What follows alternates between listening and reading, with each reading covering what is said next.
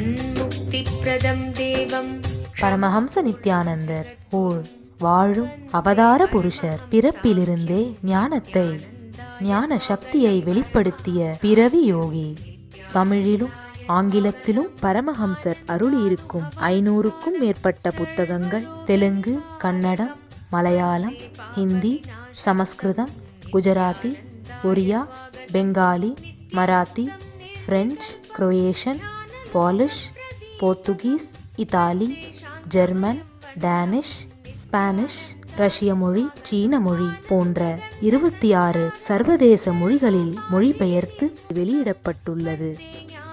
10,000 மணி நேரத்திற்கும் மேல் ஞான கருத்துக்களை மொழிந்துள்ள அரிய பேச்சாளர். லட்சக்கணக்கானவர்களுக்கு அன்னதானம், இலவச மருத்துவ வசதி, கல்வி உதவி, மேலும் உலகம் முழுவதிலும் 140க்கும் மேற்பட்ட இடங்களில் பள்ளிகள், ஆசிரமங்கள், ஆலயங்கள் மற்றும் மருத்துவமனைகள் அமைத்து ஒப்பற்ற சேவை செய்து வரும் சமூக சேவகர். லட்சக்கணக்கானவர்களுக்கு தலைவலி முதல் கேன்சர் வரை தனது தியான சக்தியால் தீர்த்து வைத்த தியான சிகிச்சையாளர். கோடிக்கணக்கான மக்களுக்கு உடல் நலம், மனவளம் ஆகியவற்றிற்கான கிரியைகளை வகுத்து தரும் கிரியா யோகி. கோடிக்கணக்கான மக்களுக்கு வாழ்வியல் பிரச்சனைகளுக்கான தீர்வுகளை தந்த வாழும் ஞானி. 151 நாடுகளில் தியான மையங்களோடும் விடுதி, Tiruvannamalai, Rajapalayam, Salem, Hyderabad, Varanasi, loss Angeles, Seattle, Ohio, San Jose, Phoenix ஆகிய சர்வதேச நாடுகளிலும் ஆசிரம கிளைகளோடும் நடந்து வரும்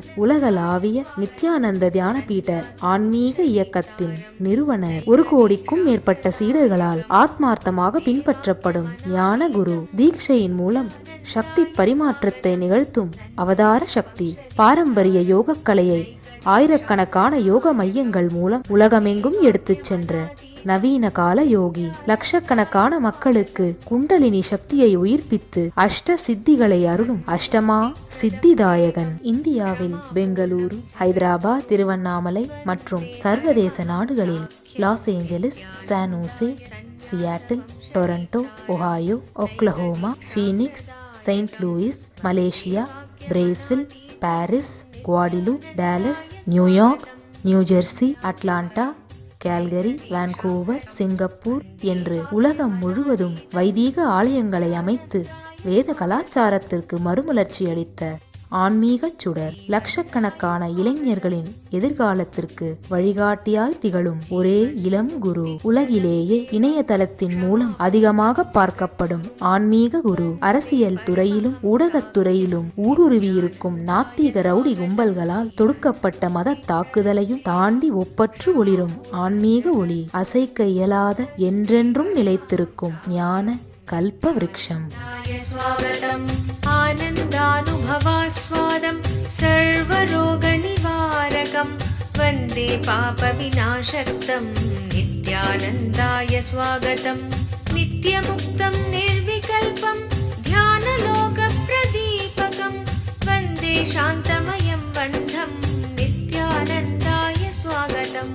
ஆனந்தகந்த சஞ்சாரம் சர்வோபாதி விநிர்முக்தம் வந்தே ஞானாலயம் நாதம் நித்யானந்தாய ஸ்வாகதம்.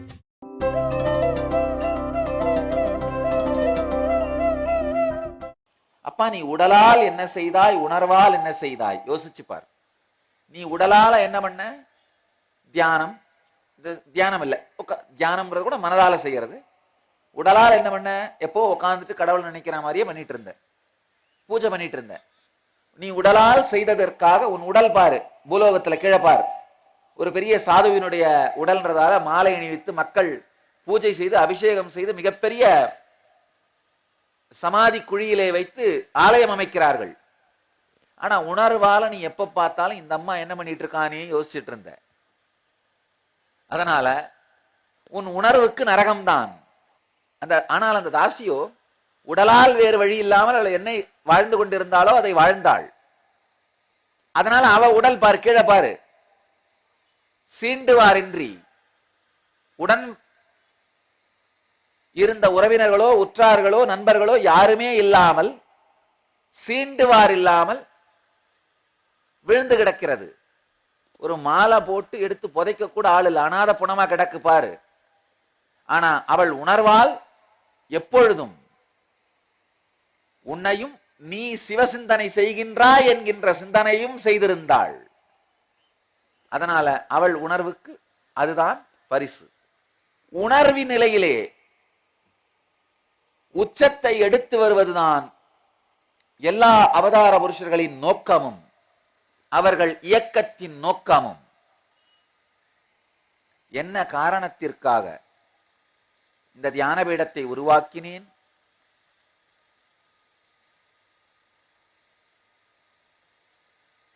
என்பதை மீண்டும் வரையறை செய்வதற்காகத்தான் இன்றைய சத்சங்கத்தை கூட்டினோம். பல்வேறு மறைமுகமான பலன்கள் ஒரு ஆன்மீக இயக்கம் உருவாகும் பொழுது நடக்கும். உதாரணத்துக்கு எங்காவது ஒரு சில இடங்கள்ல மருத்துவமனை கட்டுவோம், சில இடங்கள்ல பள்ளிகள் கட்டுவோம், சில இடங்கள்ல அன்னசத்திரங்கள் செய்வோம், சில இடங்கள்ல ஆலயங்கள் செய்வோம். ஆனா இதெல்லாம் சைடு எஃபெக்ட், பக்க விளைவு. ஒரு அவதார இயக்கத்தின் நேர் விளைவு, நேரடியான நோக்கம் இவைகள் மட்டும் அல்ல. அன்ன சத்திரமோ வெறும் ஆலயமோ அல்லது மருத்துவமனையோ பள்ளி கூடங்களையோ உருவாக்கி விடுவது மட்டும் அவதார நோக்கம் அல்ல. உண்மையில் ஒரு ஞான புருஷன் ஒரு இயக்கத்தை துவங்கும் பொழுது அவர்களுடைய நோக்கம் இதையெல்லாம் தாண்டியதாக இருக்கின்றது.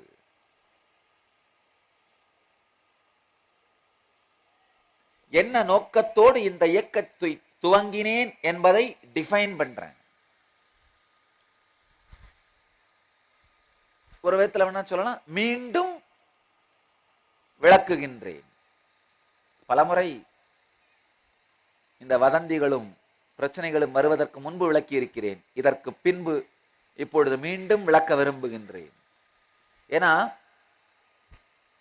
நம்மோடு இணைந்து இயங்கிக் கொண்டிருந்த பல லட்சக்கணக்கான தன்னார்வ தொண்டர்கள் இந்த மத தாக்குதலை தாக்குப்பிடிக்க முடியாமல் அடங்கியோ அல்லது முடங்கியோ தேங்கியோ இருந்தார்கள். எங்கள் பக்தர்களையும் சீடர்களையும் காப்பையும் மாலையும் கழட்டி ஒளித்து வைத்து ஓடச் செய்தவர்கள் இன்று நாட்டை விட்டே ஓடி ஒளிய வேண்டிய நிலைக்கு ஆளானார்கள்.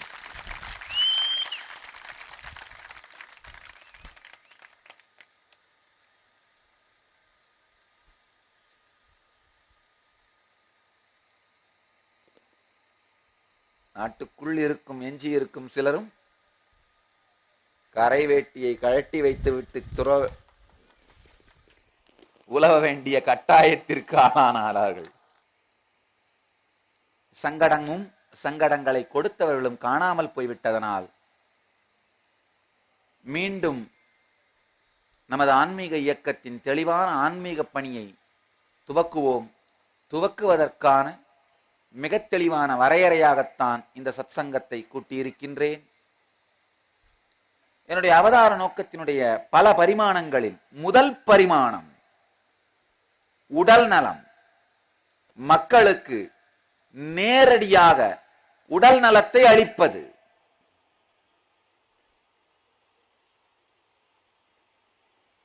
சமஸ்கிருதத்திலே ஒரு அழகான ஒரு வாக்கியம், சரீரமாத்தியம் கலுதர்ம சாதனம்.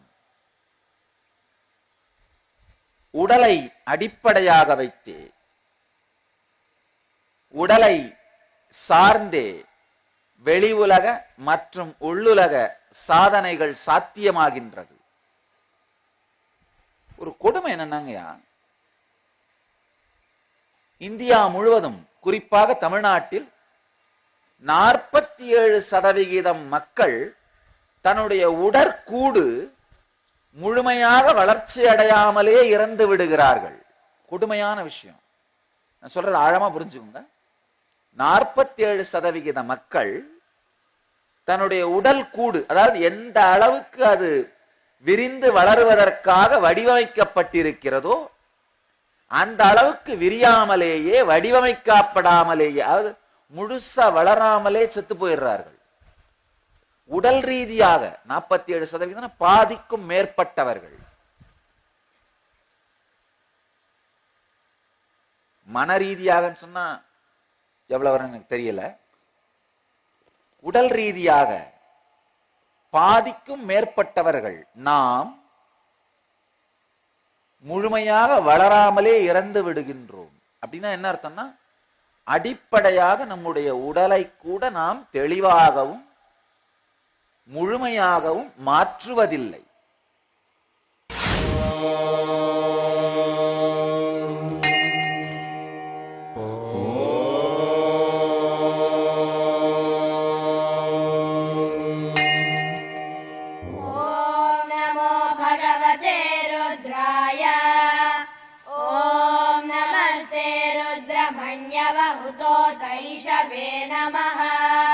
नमस्ते अस्तु धन्वने बाहुभ्यामुतते नमः।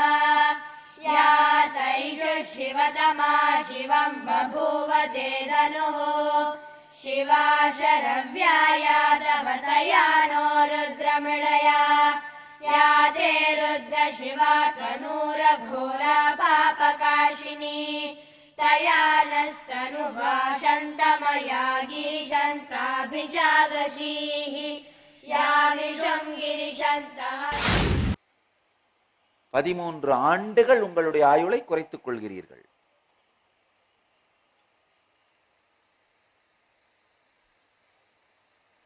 ஊதிய வயிறுங்கிற ஒரே ஒரு காரணத்தால மட்டும்.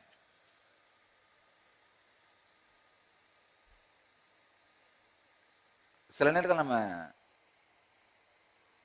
தியான சத்சங்கங்கள்ல, இந்த தியான நிகழ்ச்சிகள்ல பார்த்திருக்கேன், குனிஞ்சு காலை தொட முடியாதது கூட பரவாயில்ல, சில பேருக்கு குனிஞ்சு வயித்தையே தொட முடியல. அது பாட்டுக்கு தனியா இருக்கு, இவங்க பாட்டுக்கு தனியா இருக்காங்க. ஒரு பக்கம் பார்த்தா அவர்களுடைய உடம்பினுடைய பல பாகங்கள் அது அடைய வேண்டிய முழுமையான வளர்ச்சியையே அடையாமல் இருக்கின்றது. இன்னொரு பக்கம் பாத்தீங்கன்னா உடம்பினுடைய பல பாகங்கள் தேவையில்லாமல் அளவுக்கு மீறி வளர்ந்து கிடக்கிறது.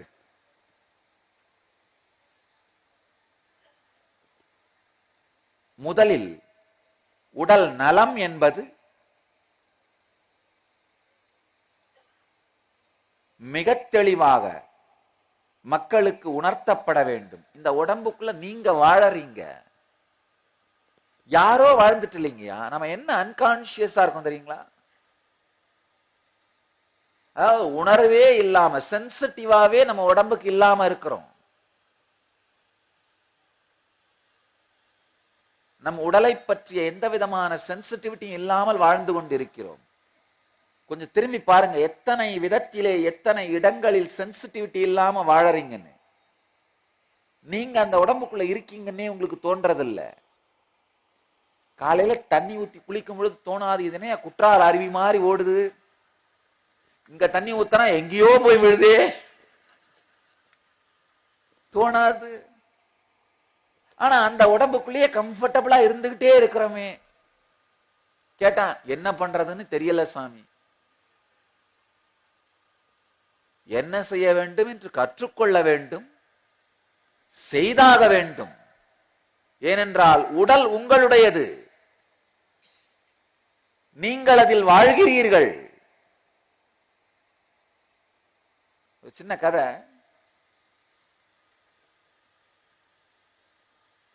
ஒருத்தர் ஆபீஸுக்கு ரெகுலரா போறவர் ஒரு நாள் மத்தியானம் அவருடைய லஞ்ச் பாக்ஸ் திறந்து பார்க்கிறாரு. இது என்னையா, இதே உருளைக்கிழங்கு, இதே வெண்டைக்காய், இதே சோறு, எனக்கு பிடிக்காததாவே இருக்கே, புலம்பிக்கிட்டே சாப்பிட்டுறாரு.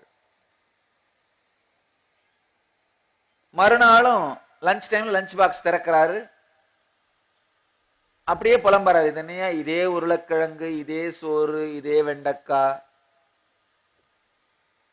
எனக்கு பிடிக்காததாவே இருக்கே. பக்கத்துல இருக்க நண்பர்கள்லாம் ஐயோ பாவம்னு பரிதாபப்பட்டார்கள். 3வது நாள் அதே மாதிரி லஞ்ச் பாக்ஸ் திறந்தாரு, திரும்பவும் புலம்பனாரு, என்னையா இதே வெண்டைக்காய், இதே உருளைக்கிழங்கு, இதே சாதம் எனக்கு பிடிக்காததாவே இருக்கே. ஆபீஸ்ல இருக்க நண்பர்கள் கேட்டாங்க, ஏன்பா உனக்கும் உன் மனைவிக்கும் ஆகாதா, உனக்கு பிடிக்காதுன்னு தெரிஞ்சு அதையே சமைச்சு அனுப்புறாங்களா?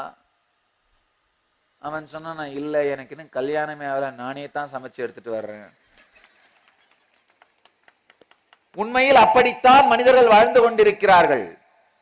என்ன செய்யறோம், என்ன தேவைன்னு நினைச்சே பார்க்கறது இல்லை, சம்பந்தமே இருப்பதில்லை. ஏதோ ஒரு விதமான மன அமைப்புல இருக்கிற சமைக்கிற நேரத்துல அதை எடுத்து போட்டு சமைச்சே பழக்கம். சமைக்கிற போது தோன்றதெல்லாம் எது நமக்கு பிடிக்கிறது பிடிக்காதுன்னு, சாப்பிடும் போதுதான் ஞாபகமே வருது. ஆழ்ந்து பாருங்க. இப்ப நான் சொன்ன உடனே நீங்க எல்லாம் சிரிச்சிட்டீங்க.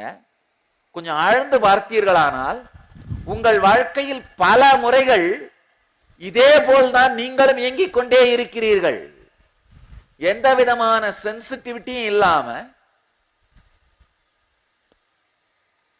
பேட்டர்ன் சொல்லுவோம், மன அமைப்பு, மனப்பாங்கு. அந்த பேட்டனை மாத்தணும்னு நினைக்காம, இல்ல நினைச்சாலும் முடியாம, நம்முடைய வாழ்க்கையே ஒரு உணர்வறு மட்டத்தில் அன்கான்சியஸ் லெவல்லையே நடந்துட்டு இருக்கு.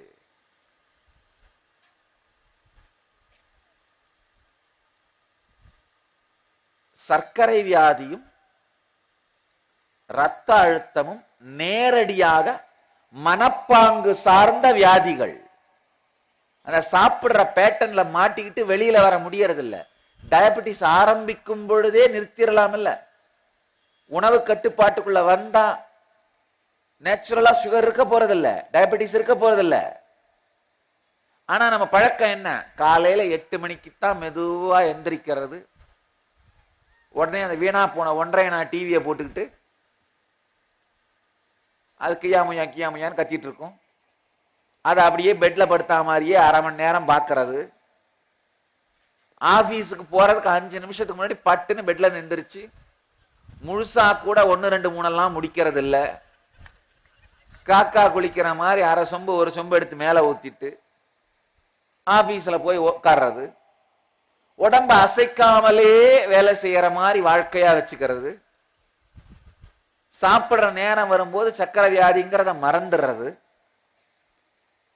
கையில கிடைக்கிறது மட்டும் இல்ல, கண்ணில் படுறதெல்லாம் திங்கிறது. பூமியில போறதுல பஸ் காரை விட்டு, கடல்ல போறதுல கப்பலை விட்டு, மேல போறதுல பிளைட்டை விட்டு மீதி எல்லாத்தையும் திங்கிறது.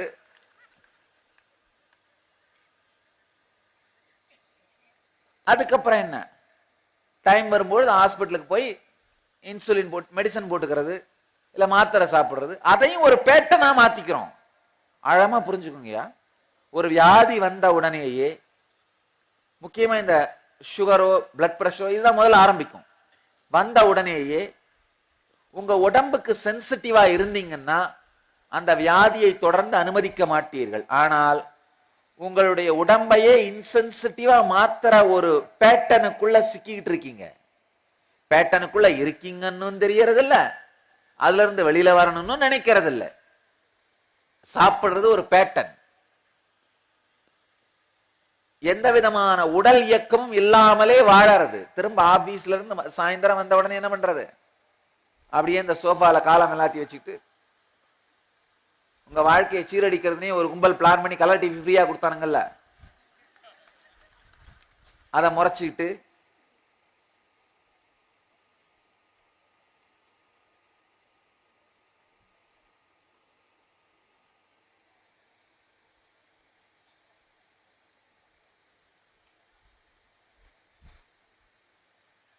உங்களுடைய வாழ்க்கையே ஒரு இன்சென்சிட்டிவான அன்கான்சியஸான பேட்டனுக்குள்ள சிக்கி தவிக்குதுங்கய்யா.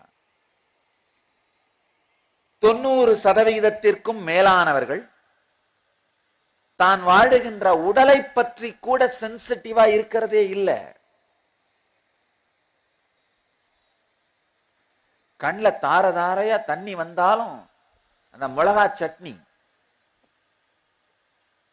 நினைச்ச உடனே நாக்கெல்லாம் அப்படியே சுருன்னு இழுக்குது இல்ல, தார தாரையா தண்ணி வந்தாலும் விடுறதில்ல, அள்ளி அள்ளி. இந்த ஊறுகா நாக்கு எரியும், கண்ணு எரியும், உள்ள போன உடனே வயிறு எரியும், அதுக்கப்புறம் மீதி எல்லாமும் எரியும்.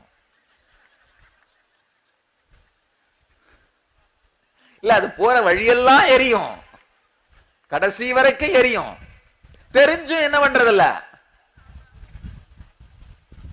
அத வலிச்சு வலிச்சு உள்ளதல்றத விடுறதில்ல. இன்சென்சிட்டிவா இருக்கிறது.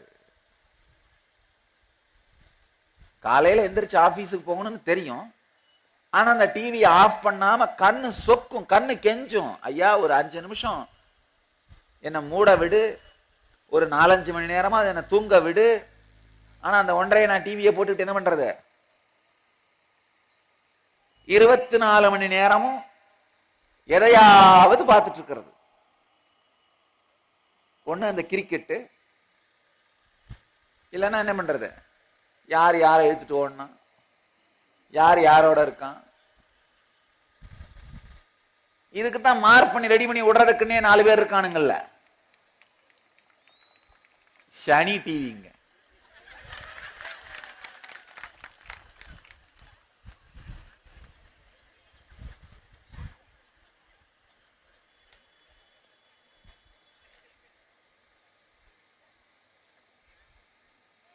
ஹிட்லர் அந்த மொத்த ஜெர்மனியுமே அடிமையத்தனம் ஆக்குறதுக்கு என்னென்ன பண்ணார்னு அப்படியே சொல்றேன். நீங்க அப்படியே ஆழ்ந்து பார்த்தீங்கன்னா நம்முடைய கலாச்சாரத்துக்கும் இது எல்லாமே நடந்திருக்கிறது உங்களுக்கு தெரியும். முதல்ல கண்டபடி சாராயத்தை திறந்து விட்டுறணும், ஆல்கஹால் அடிக்ட் ஆகிற விஷயங்களை திறந்து விட்டுறது. அப்ப மக்கள் என்ன ஆவாங்க, யோசிக்க தெரிஞ்ச இளைஞர்களை என்ன பண்றது, இந்த ஆல்கஹால் கலாச்சாரத்துக்கு அடிமையாக்கிறது. கொடுமைங்கய்யா, நல்லா தெரிஞ்சுங்க. இந்தியாவிலேயே அதிக அளவு குடிப்பவர்கள் நாம தான். 17% ப்ரொடக்ஷன் இம்போர்ட் ரெண்டுலையும் 17% நாம ஒரே ஸ்டேட் மொத்தமா குடிச்சு முடிச்சிடறோம். கைதட்டாதீங்க, கஷ்டப்பட்டு சொல்றேங்கய்யா. எதுக்கு எடுத்தாலும் கைதட்டுறதா, ஒரு அளவில்ல. 17% குடிச்சு முடிச்சிடறோங்கய்யா. காவிரியில தண்ணி ஜாஸ்தியா வந்து என்ன பண்ணுவோம், அதையும் சேர்த்து. யோசிக்கிற சமுதாயம், இளைய சமுதாயம். கொடுமை பாத்தீங்கன்னா, நம்ம பாப்புலேஷன் 17% கிடையாது, தெரிஞ்சுக்கோங்க. ஹோல் கண்ட்ரியை கம்பேர் பண்ணும்போது நம்ம ஒன்றும் 17% பாப்புலேஷன் கிடையாது. ஆனா என்ன பண்றோம், 17% குடிச்சு முடிச்சிடறோம். நம்ம பாப்புலேஷன் பாத்தீங்கன்னா 7 கோடி தான், மொத்தம் 121 கோடி, நம்ம 7 கோடி தான். அப்படின்னா என்ன, 7%க்கும் கம்மி. 100 கோடினாலே 7 கோடினா 7% தான் வருது. 121 கோடியில் 7 கோடி, மேபி ஒரு 6% ஜாஸ்தியா வரும்னு நினைக்கிறேன். கணக்கு பண்ணி பார்த்தா தெரியும். நம்ம பாப்புலேஷன் 17% கிடையாது. அப்படின்னா ஒரு இந்தியாவினுடைய ஆவரேஜ் அதுவே ஜாஸ்தி. அதுல 2 பங்கு இல்ல 3 பங்கு, 6% வச்சுன்னா 17% என்ன, 3 பங்கு, ஆல்மோஸ்ட் 3 பங்கு குடிச்சிடறோம். சமூக சேவை, சமூக பொறுப்பு நிறுவனங்களை எல்லாம் சீரழிக்கிறது. அதான் ஹிட்லர் பண்ண வேலை. அதாவது சோசியல் ரெஸ்பான்சிபிலிட்டிய எடுத்துறணும். அப்பதான் மக்கள் தனித்தனி தீவுகளா மாறுவாங்க. நாம மட்டும் உட்கார்ந்து நம்ம குடும்பத்தோட கொள்ளையடிக்கலாம்.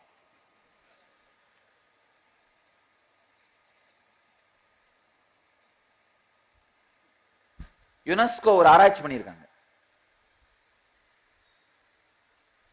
ஒரு மாதத்திற்கு 10 ரூபாய் கொடுக்கின்ற அல்லது 1 மணி நேரம் சமூக சேவை செய்கின்ற நபர், அவரை வந்து நன்கொடையாளர்னு சொல்றாங்க.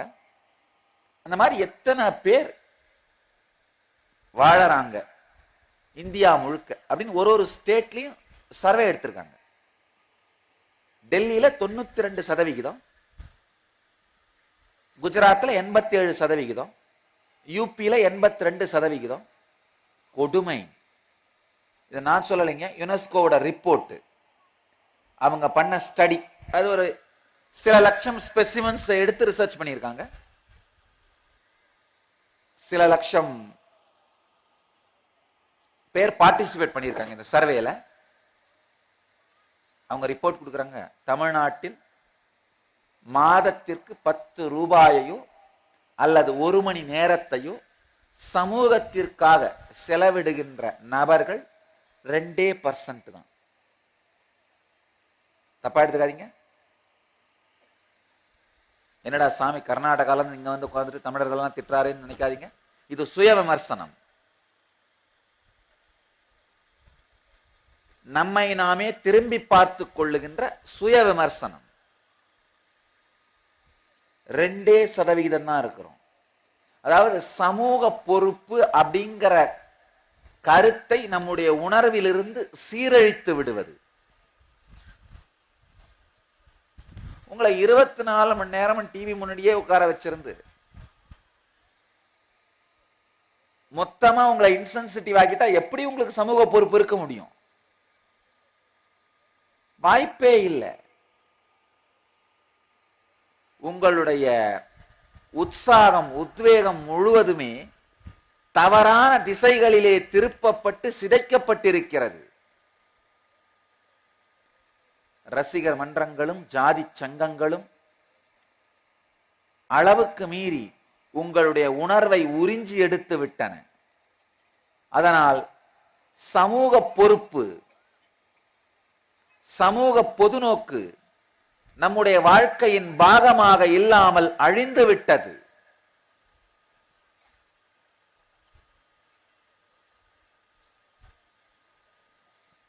இன்சென்சிட்டிவான உடல் நமக்கு வர்றதுக்கான ஒரு காரணமும் சமூக பொறுப்பில்லாத சமூகமாக நாம் மாறியது. வாழும் ஞானி பரமஹம்ச நித்யானந்தர் வழங்கும் கல்பத்தரு முழுநாள் ஞான அனுபவ முகாம். கல்பத்தருவில் நீங்கள் பெறும் உடல் நலம், வாழும் ஞானியிடம் நீங்கள் பெறும் தீட்சை உங்களின் உடலிற்கும் மனதிற்கும் சக்தியளித்து குணமளிக்கின்றது. தொடர்ந்து பெறும் தீட்சைகளால் ஒரு மனிதருக்குள் 1300% வரை சக்தி அதிகரிக்க முடியும். இது உடல் நலத்தை நேரடியாக அதிகரிக்கின்றது. தொடர்ந்து 21 நாட்கள் எடுத்துக்கொள்ளும் தீட்சை மேற்சொன்ன சக்தி மாற்றங்களை உங்களுக்குள் நிலையான அனுபவமாக மாற்றுகின்றது. பக்தர் வேண்டும் வரம் கூடும் நேரம் நித்யானந்தன் தரும் கல்ப.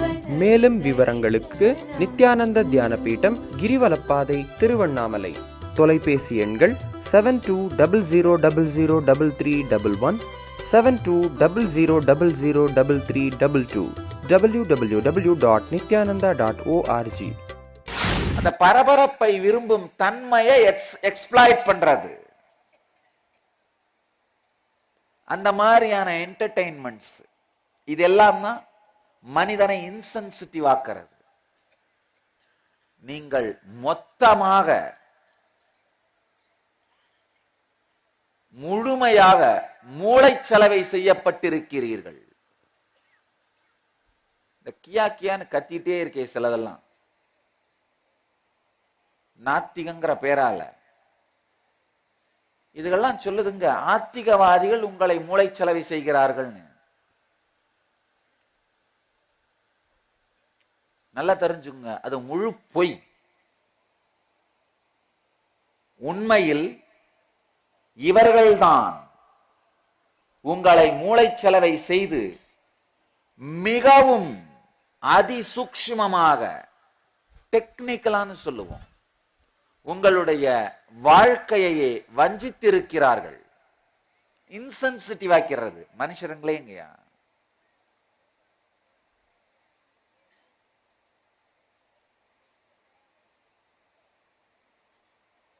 உங்கள் உடலுக்கு நீங்கள் இன்சென்சிட்டிவ் ஆகிறதுக்கான காரணமே, அடிப்படையான காரணமே பரபரப்பு சார்ந்த என்டர்டெயின்மெண்ட்.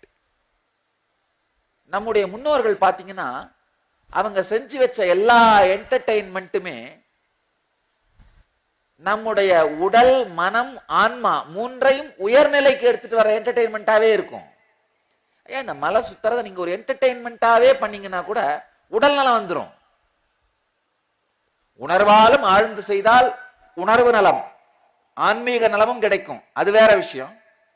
ஒருவேளை உணர்வால ஈடுபடாம ஊர்ல இருக்கிற கதையெல்லாம் பேசிட்டு அந்த மாதிரி சில பேர் போவாங்க. சில பேர் பார்த்தா ரொம்ப சின்சியரா, ஸ்ரத்தையா அவர்களுடைய இஷ்ட தெய்வத்தை நினைந்து இல்ல தியானம் பண்ணிக்கிட்டே ஆழ்ந்த தியான உணர்வோட நடந்து போவாங்க. அவர்களுக்கு முழு பலன் கிடைக்கும், ஆன்ம ஞானமும் கிடைக்கும். ஆனா சில பேர்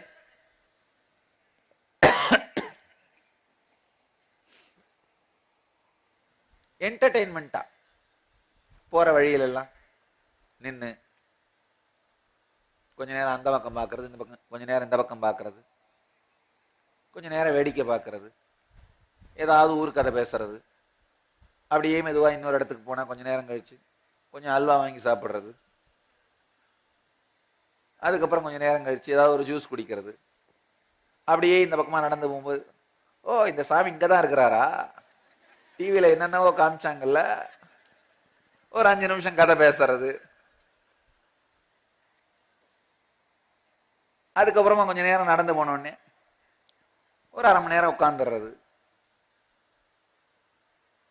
அதுக்கப்புறம் கொஞ்சம் நேரம் நடந்து மெதுவா வண்டி ஏறி ஊர்ல போறது.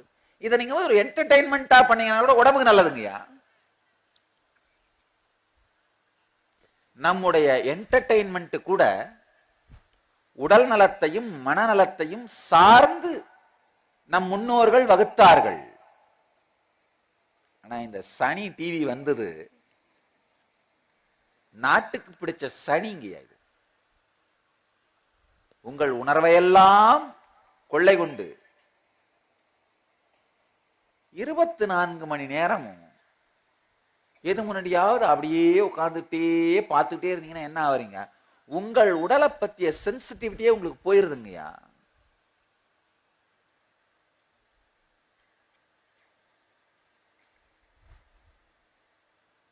ஒரு 2 மாசத்துக்கு முன்னாடி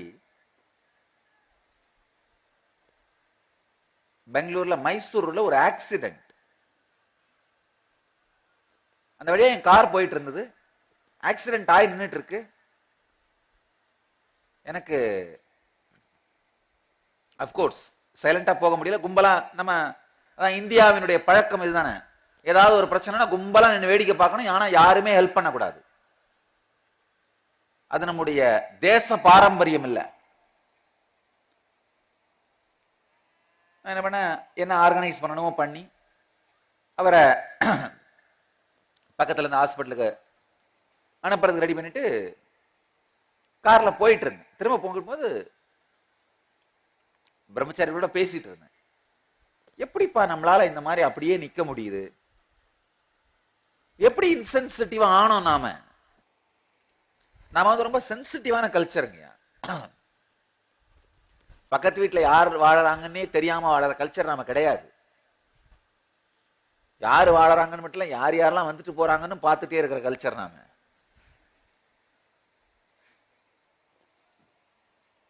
இவ்வளோ சென்சிட்டிவான கல்ச்சரான நாம ஏன் இந்த மாதிரியான ஆபத்துக்கள்ல ரெஸ்பாண்ட் பண்ணாம இருக்கும்? அதுக்கப்புறம் சாமி ஒரு கூகுள் பண்ணிட்டு இருந்தேன், இன்டர்நெட்ல ரிசர்ச் பண்ணிட்டு இருந்தேன். இதை பத்தி ஏதாவது ஆராய்ச்சிகள் இருக்கா, இதை பத்தி மேலும் தெரிஞ்சுக்கணும் அப்படின்னு. ஒரு 4-5 முக்கியமான விஷயங்கள், இந்த ஆராய்ச்சிகளை சார்ந்த சில விஷயங்களை சாமி பார்த்தேன். முதல் விஷயம் என்னன்னா, உட்கார்ந்து டிவி பார்த்து பார்த்து பார்த்துங்க. இப்ப டிவியில ஆக்சிடென்ட் வர மாதிரி பாக்குறீங்க, அங்க ஏதாவது ரெஸ்பாண்ட் பண்றீங்களா? கிடையாது, அப்படியே உட்காந்துருக்கீங்க. டிவியில ஒரு கொலையை பாக்குறீங்க, ரெஸ்பாண்ட் பண்றீங்களா? ஒண்ணும் இல்ல, அப்படியே உட்காந்துருக்கீங்க. டிவியில ஒரு கொள்ளையை பாக்குறீங்க, ரெஸ்பாண்ட் பண்றீங்களா? அப்படியே உட்காந்துருக்கீங்க. இது உங்களுடைய மனப்பதிவாக மாறிவிடுகின்றது, உங்களுடைய பேட்டர்னா மாறிடுது. அப்ப என்ன ஆகுது, நிஜ வாழ்க்கையிலும் அந்த மாதிரி ஏதாவது நடக்கும் பொழுது அப்படியே இருக்கீங்க. நிஜ வாழ்க்கையில இன்சென்சிட்டிவா மாறுறதுக்கான ட்ரைனிங்கா நீங்க தினந்தோறும் உட்கார்ந்து டிவி பார்த்துட்டு இருக்கிறது மாறிடுது. 5 மணி நேரம் உட்கார்ந்து ஆவரேஜான ஒரு தமிழன் ஒரு நாளைக்கு 5 மணி நேரம் டிவி முன்னாடி ஸ்பெண்ட் பண்றான். ஒரு சராசரி தமிழன் ஒரு நாளைக்கு 5 மணி நேரம். இப்ப என்ன ஆகுறீங்க? மெதுவா இன்சென்சிட்டிவ் ஆயிடுறீங்க. அதாவது பார்ப்பதன் மூலமாகவே எல்லா சுகத்தையும் வாழ்ந்து முடித்து விடுகிறீர்கள். perverted enjoyment. உங்களுடைய உடல் நலம் இவைகள் சார்ந்து எதையும் செய்யாமலேயே உங்கள் வாழ்க்கையை வீணடித்து விடுகின்றீர்கள், சீரழித்து விடுகின்றீர்கள்.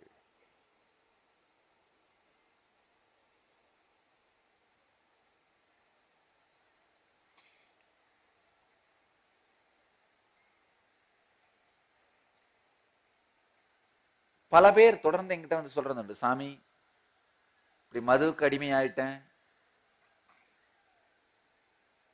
என் வாழ்க்கையே வீணா போயிருச்சு, என்ன பண்றதுன்னு தெரியல. நான் சில நேரத்துல கேட்கறது உண்டு அவங்கள, எப்படிப்பா ஒரு பொருளை உடம்புக்கு நல்லதில்ல மனசுக்கு நல்லதில்லைன்னு தெரிஞ்ச அப்புறமும் டெய்லி எப்படி உள்ள ஊத்த முடியுது?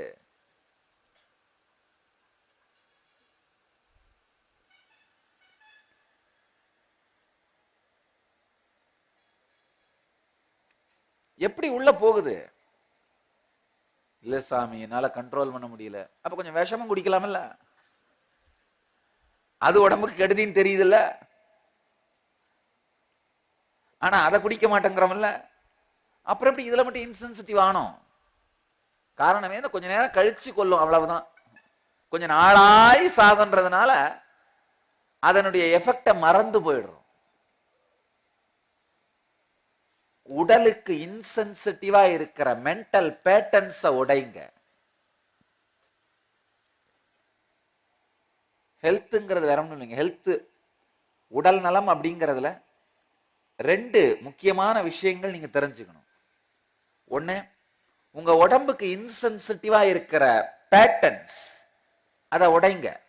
அது காலையில எந்திரிச்சு கொஞ்ச நேரம் யோகாவோ தியானமோ பண்றதில்லைன்னு ஒரு சோம்பல்தனமான பேட்டர்ன் இருக்கு, நல்லா தெரிஞ்சுங்க. அந்த காலையில இருக்கிற சோம்பல் பேட்டர்னை மட்டும் உடைச்சிட்டீங்கன்னா உங்கள் வாழ்க்கையில் செல்வமும் எல்லா நலனும் வருங்கிறத என்னால சத்தியம் செய்து சொல்ல முடியும்.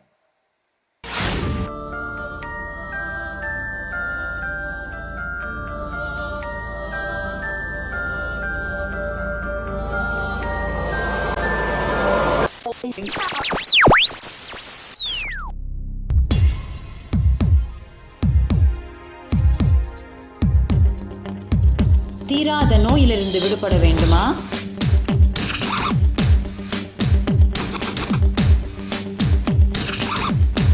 பிரச்சனைகள் இல்லாத உறவுகள் வேண்டுமா?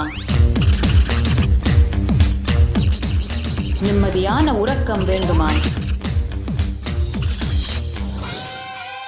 வாழ்க்கையில் மனத்தெளிவும் உற்சாகமும் அதிகரிக்க வேண்டுமா? ஆனந்த ஸ்புரண தியான முகாம் இவை அனைத்தையும் 2 நாட்களில் உங்களுக்கு அனுபவமாக்கி தருகிறது. நாம் வாழ்வில் அனுபவிக்கும் பிரச்சனைகளுக்கும் துக்கங்களுக்கும் காரணம் நம் உடலில் உள்ள 7 சக்தி மையங்களில் பதிந்திருக்கும் எதிர்மறை உணர்வுகளும் நாம் உருவாக்கி வைத்திருக்கும் எதிர்மறை மன அமைப்பும் தான். இதை மாற்றுவதற்கான தியான நுட்பங்களும் தியான பயிற்சிகளும் கற்றுத்தரப்படுகிறது. விழித்துக் கொள்ளுங்கள், ஆனந்தம் உங்கள் பிறப்புரிமை. ஆனந்தமயமான வாழ்க்கை உங்களுக்காக காத்து கொண்டிருக்கிறது. வாரந்தோறும் சனி மற்றும் ஞாயிற்றுக்கிழமைகளில் ஆனந்த ஸ்புரண தியான முகாம் நடைபெறுகிறது. நடைபெறும் இடம் நித்யானந்த தியான பீட்டம், கிரிவலப்பாதை, திருவண்ணாமலை. தொலைபேசி எண்கள் 7200003311 7200003322. இந்த 2 நேரத்தில் மட்டும் தமோகுணம் பொங்கி பதிகின்ற அந்த பதிவை உடைத்து விட்டீர்களானால்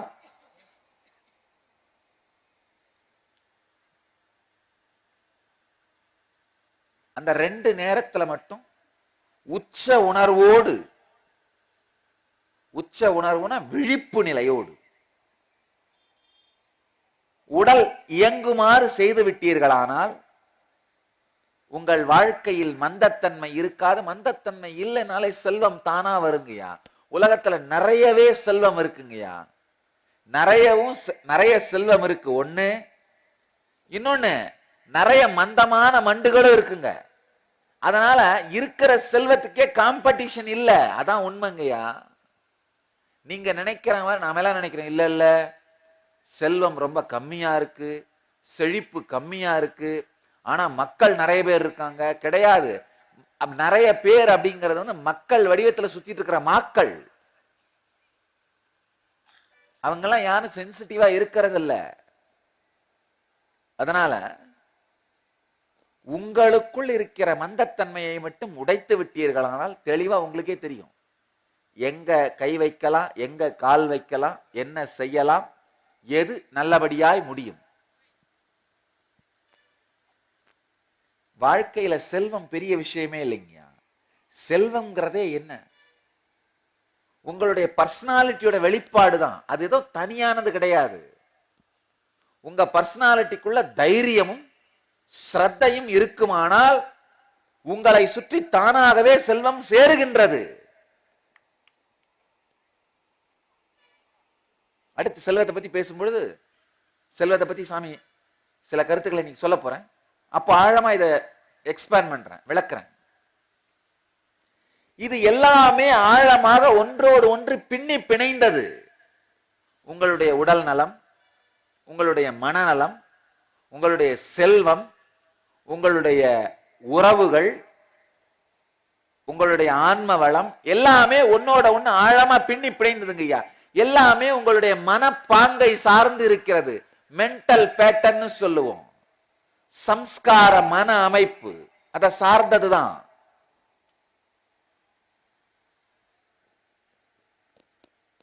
வயிறு போட்டுட்டே போகுது, தண்ணியை மேல ஊத்தி குளிக்கும் போது குற்றால அருவி மாதிரி கண்டபடி தண்ணி போகுதுன்னு தெரியுதில்ல முதல் நாள். அப்புறமா 2ஆம் நாள் கொஞ்சம் எந்திரிச்சு யோகா பண்றதில்ல அப்படிங்கிற அந்த தூங்குற மன அமைப்புலயே இருந்தீங்கன்னா இன்சென்சிட்டிவா இருக்கீங்க உங்க உடம்புக்கு. வயிறு முன்னதல்ல ஆரம்பிச்சு என்ன பண்ண, ஐயோ டே பூதம் வருதுறா. அதுதான் உண்மை. வயிறு முன்னதல்ல ஆரம்பிச்சுன்னு தெரிஞ்சுக்கோங்க, உங்களை பேய் பிடிக்க ஆரம்பிச்சிருச்சு. பேய் பிடிக்கிறது எங்கேயோ ஒரு நாள் தனியா வந்து பிடிக்கும், தலையை ஆட்டிட்டு இருக்கும், குதிக்கும் அப்படின்னு நினைக்காதீங்க. வயிறு முன்னதல்ல ஆரம்பிச்ச உடனே பேய் எங்க வந்து உட்கார்ந்து ஆரம்பிச்சிருச்சு. உங்களுடைய வாழ்க்கை குறைய துவங்கி விட்டது. ஆனாலும் என்ன பண்றோம், இன்சென்சிட்டிவாவே தொடர்ந்து இருக்கிறது. பெல்ட் போட்டுக்கிறது இல்லை, நான் டைட்டா காமிக்கிறதுக்கு. பெல்ட்டை போட்டு எதிரில் இருக்குன்றது மறைக்கலாம். வைத்த எமங்கட்டுறது மறைக்க முடியுமா? முடியாது. ஆனாலும் நாம் என்ன பண்றது, சென்சிட்டிவ் ஆகிறதே இல்லை. உங்க உடம்புங்கய்யா எந்திரிச்சுத்தான் ஆகணும். காலையில அந்த தமோ மன அமைப்பு, தமோ குண மன அமைப்பு செட்டில் ஆகாம யோகம் பண்ணித்தான் ஆகணும். உங்க அந்த பழைய மன அமைப்பை உடையுங்கள். உங்க உடம்புக்கு சென்சிட்டிவா மாறுங்க.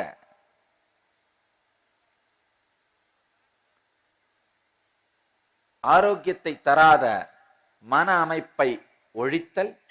அடுத்து நாம என்ன உள்ள எடுக்கிறோமோ அதை தெளிவானதாக உள்ளெடுத்தல். சாப்பாடு மட்டுமில்ல, நம்முடைய வாழ்க்கையின் பழக்க வழக்கங்கள் இதெல்லாம் கூட தெளிவாக்குறது. விடிய காலையில் எந்திரிச்சாகணும், கண் எரியுது, இருந்தாலும் விடாம அந்த டிவியை போட்டு பார்த்துட்டே இருக்கிறது. இதெல்லாம் என்ன தவறான ஆகாரம். எப்படி மிளகா ஊறுகாய அள்ளி அள்ளி வாயில போடுறதுனால போற திசையெல்லாம் எரியுதுன்னு தெரிஞ்சும் திணிக்கிறோமோ அது தவறான ஆகாரம். அதே மாதிரி கண் எரியுதுன்னு தெரிஞ்சாலும் கண் தூக்கத்தை கெஞ்சுது, ஆனாலும் என்ன பண்றோம், நாம விடாம டிவி உட்காந்து பார்த்துட்டு இருக்கிறது. அது கண்ணுக்கு தவறான ஆகாரம். தவறான ஆகாரத்தை கொடுக்கும் அமைப்பை உடையுங்கள். உங்களுடைய உடலுக்கு இன்சென்சிட்டிவா இருக்கிறத உடையுங்கள். எந்திரிச்சுத்தான் ஆகணும், யோகம் பண்ணித்தான் ஆகணும், கொஞ்சம் பிராணாயாமம் பண்ணித்தான் ஆகணும், ஒரு தியானம் பண்ணித்தான் ஆகணும். 1 மணி நேரமாவது உங்கள் உடல் சார்ந்த மனம் சார்ந்த யோகத்தையும் பிராணாயாமத்தையும் உங்கள் வாழ்க்கையின் பாகமாக மாற்றுங்கள். இன்சென்சிட்டிவாவே இருக்காதீங்க. அடுத்து மனநலம்.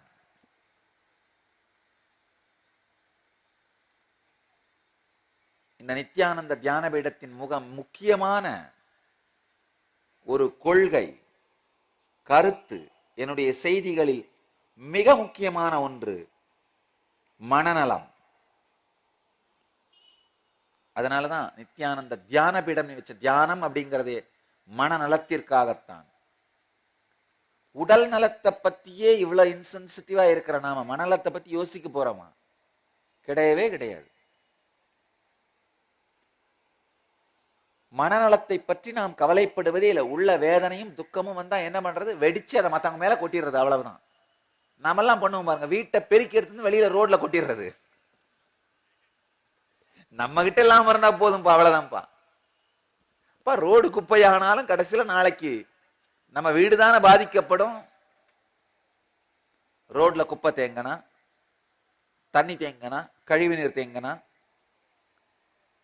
கொசு உருவாயி அது கரெக்டா நம்ம வீட்டுக்குள்ளதான் வரப்போகுது.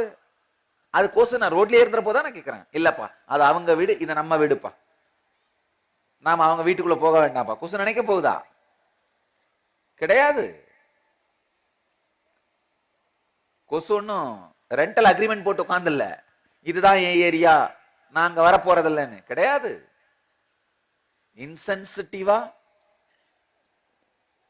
நீங்கள் செய்கிற செயல்கள் மீண்டும் உங்களுக்குத்தான் வரப்போகிறது.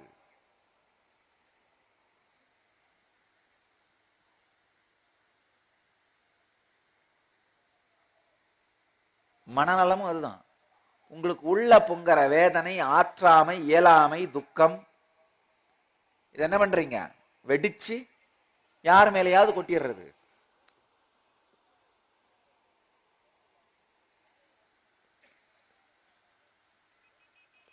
இதே பழக்கமா இருக்கே, நாம ஏதாவது பண்ணலாமா அப்படின்ற சென்சிட்டிவிட்டியே வர்றதில்ல. வயிறு வளர்ந்தாலும் இப்படி வளர்ந்துகிட்டே போகுதே, ஏதாவது பண்ணி இதை குறைச்சி உடம்ப நாமளே, நம்ம உடம்ப நாம தூக்கிட்டு நடக்கிற அளவுக்கு கம்ஃபர்டபுளா பண்ணலாமான்னு யோசிக்கிறது இல்ல. அது என்னவோ தானா ஏதோ வேற யாரதோ வளர்ற மாதிரி தானே இருக்கும்.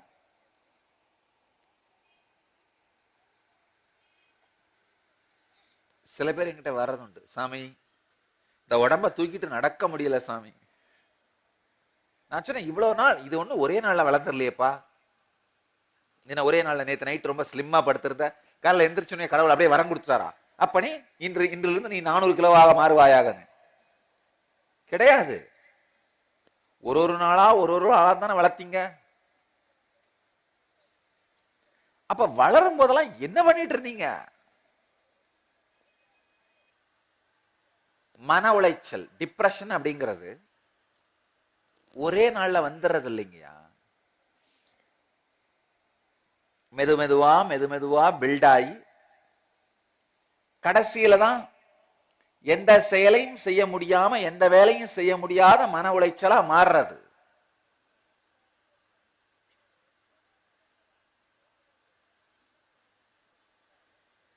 நம்முடைய கிரியேட்டிவிட்டியையே தடுத்து நிறுத்துகின்ற, செயல்பாடுகளையே தடுத்து நிறுத்துகின்ற மன உளைச்சலா எப்ப மாறுது? ஒரே நாள் அது வந்துடுறது இல்ல, மெதுமெதுவா பில்ட் ஆயித்தான் வரும். அப்ப பில்ட் ஆகும் போதே என்ன பண்றீங்க?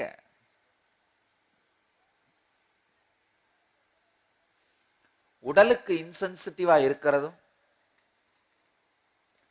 மனசுக்கு இன்சென்சிட்டிவா இருக்கிறதும் நம்முடைய மூர்க்கத்தனத்தின் உச்சம். நம்ம ஒவ்வொரு பேட்டனுமே ஒரு ராட்சசர்கள்ங்கயா.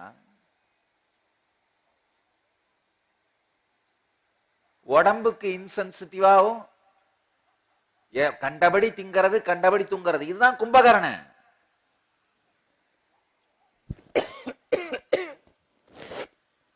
கும்பகர்ணன் ஏதோ தனியா இருக்கிறான்னு நினைக்காதீங்க, உங்களுக்குள்ளதான் இருக்கும்.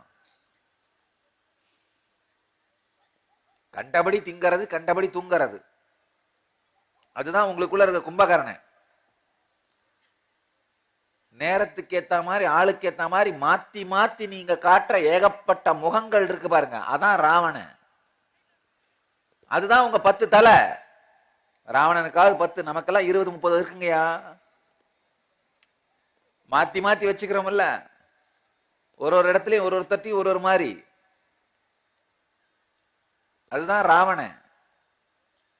எப்பவாவது உங்களுக்குள்ளேயே உங்களை இடித்து உரைக்கும் பாருங்க, டேய் சரியான டைரக்ஷன்ல போகல, யோசிச்சு பார்க்கலாம், இது தேவையா அப்படின்னு உங்களை இடித்து உரைக்குது. அதுதான் விபீஷணன். நம்ம வாழ்க்கை தாங்கய்யா ராமாயணம்.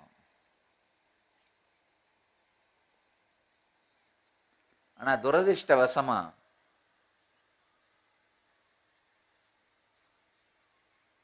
உங்களுக்குள்ள இருக்கிற ஒவ்வொரு எண்ணமும் தான் ஒரு குரங்கு.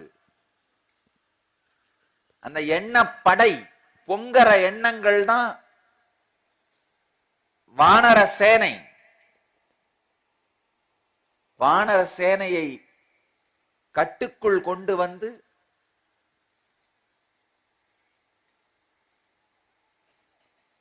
ஆனந்த கந்தம் தான் அசோகவனம். உள்ளே இருக்கின்ற சீதை தான் பரமாத்மா. உங்களுடைய ஜீவாத்மா தான் ராமன். ராமனாகிய ஜீவாத்மா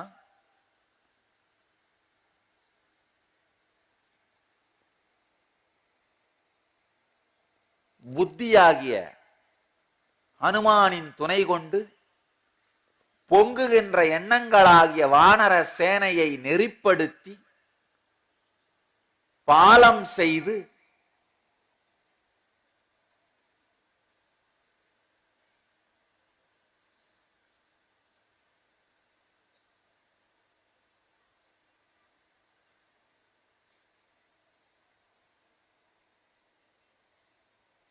ஆனந்த கந்தத்தை அடைந்து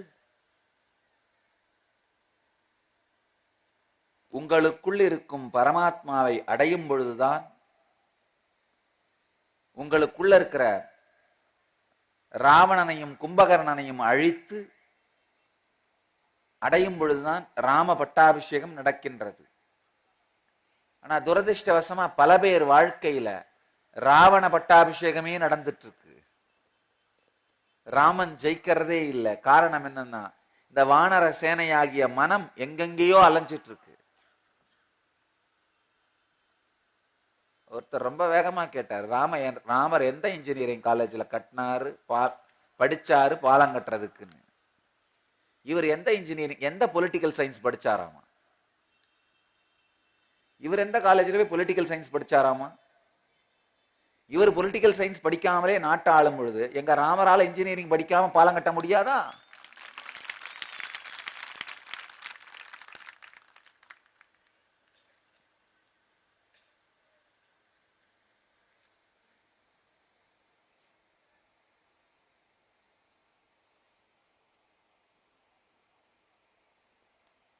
ஆனால் பெரும்பாலானவர்களுடைய வாழ்க்கையில் கடைசி வரை ராம பட்டாபிஷேகம் நடைபெறுவதே இல்லை. ராமனும் சீதையும் இணைவதே இல்லை. ஏன்னா நம்ம எல்லாருக்குள்ளே உட்கார்ந்து இருக்கிற இந்த ராட்சச மனப்பாங்கை நம்மால் அழிக்க முடிவதே இல்லை.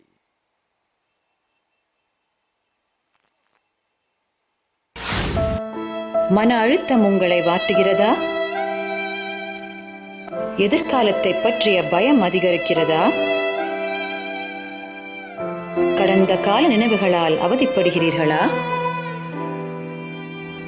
உங்களுடைய இந்த எல்லா பிரச்சனைகளுக்கான மூல காரணம் சிறு வயதிலிருந்தே உங்களுக்குள் உங்களை சுற்றி இருக்கும் சமூகத்தால் உருவாக்கப்பட்ட எதிர்மறையான மன அமைப்பு. நித்யானந்த ஸ்புரண தியான அனுபவ முகாம் உங்களின் எதிர்மறையான மன அமைப்பை மாற்றுவதற்கான சக்தி வாய்ந்த தியான முறைகளும் தியான பயிற்சிகளும் இத்தியான முகாமில் அளிக்கப்படுகிறது.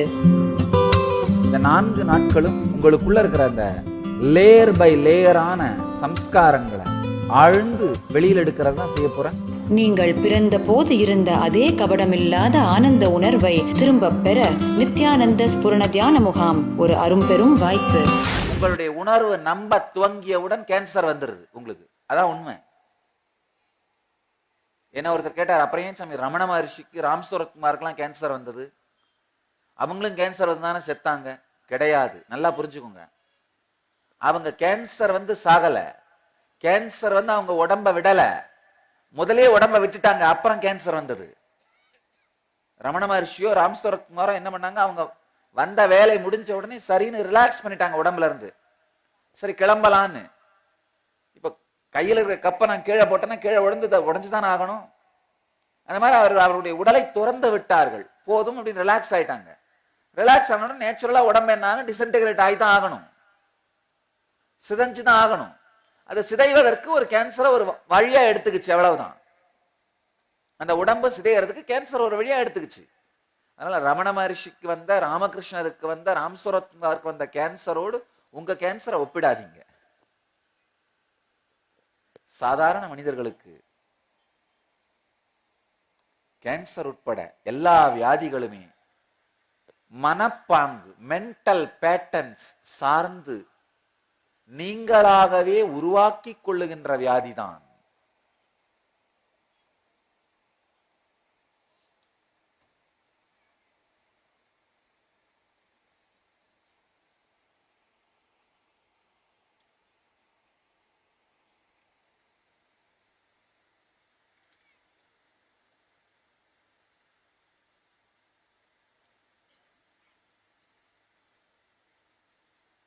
ஆழ்ந்து உள்ளாழ்ந்து பாருங்கள், எவ்வளவு அன்கான்சியஸா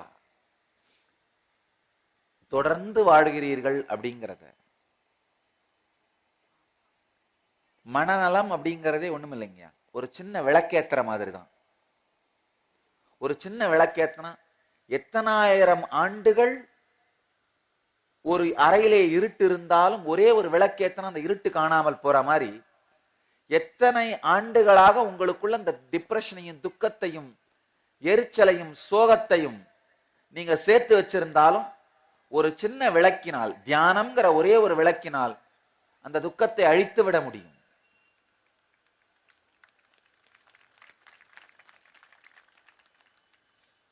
நம்முடைய இயற்கையாலே என்ன பண்றோங்கய்யா,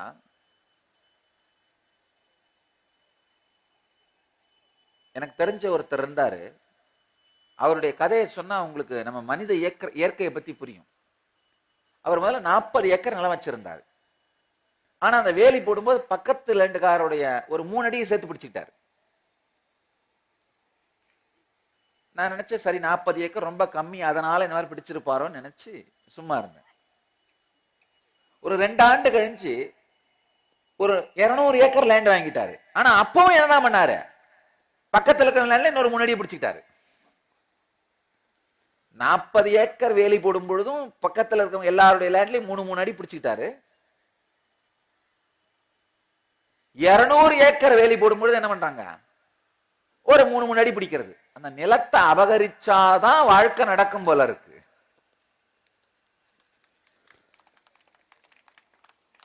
எபா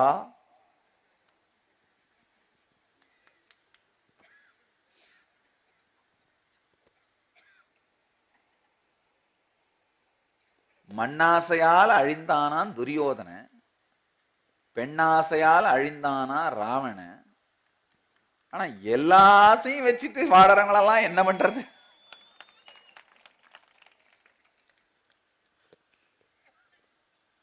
anyhow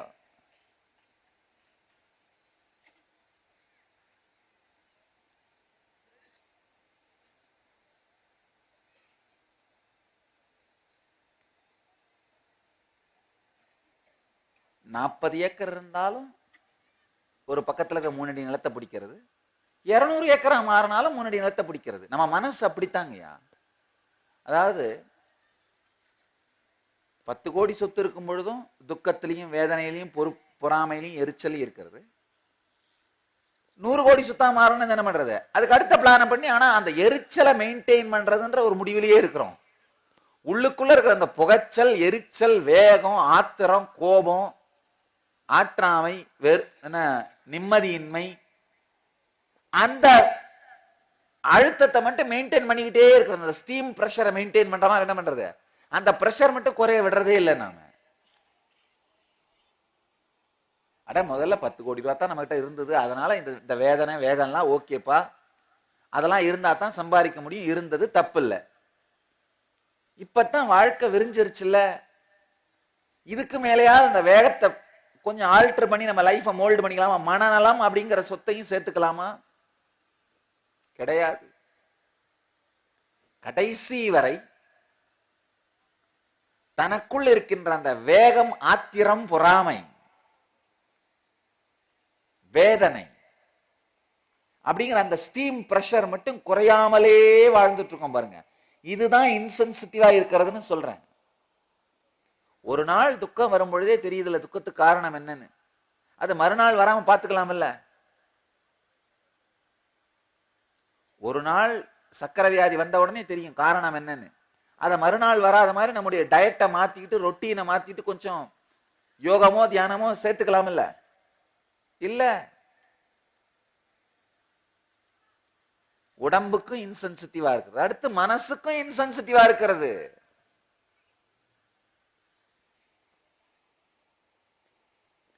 நல்ல ஆழமா புரிஞ்சுங்க. நீங்க எதுக்கெல்லாம் இன்சென்சிட்டிவா இருக்கீங்களோ அதையெல்லாம் நீங்க மதிக்கிறது இல்லை. நீங்க மதிக்காதது உங்களோட இருக்காது. உடல் நலத்துக்கு இன்சென்சிட்டிவா இருந்தீங்கன்னா அது உங்களோட இருக்காது.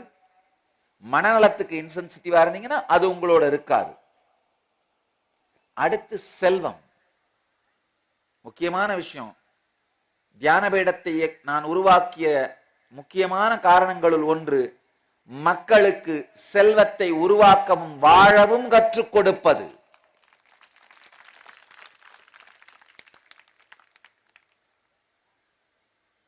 ஒருத்தர் என்கிட்ட கேட்டாரு, நீங்களே சாமியார், நீங்க யார் மக்களுக்கு செல்வத்தை பத்தி சொல்லிக் கொடுக்க? ஏன் நல்லா தெரிஞ்சுக்கோங்க,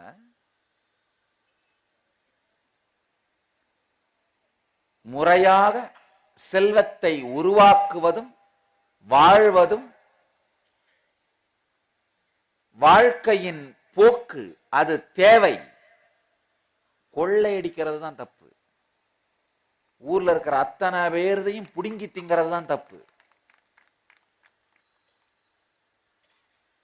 முறையாக செல்வத்தை உருவாக்குவதற்கும் அதை நீங்கள் வாழ்வதற்குமான முறைகளை ஒரு ஞானியை தவிர வேறு யாரால கற்றுக் கொடுக்க முடியும்?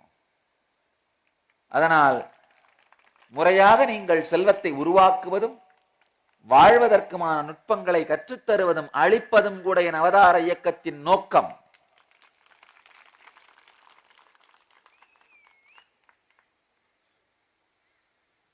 செல்வம்ங்கிறது தனியா இருக்கிற பொருள் இல்லைங்கயா, உங்களுடைய பர்சனாலிட்டியோட எக்ஸ்டென்ஷன். நீங்க என்னவா இருக்கீங்களோ அதோட வெளிப்பாடு தான் செல்வம்.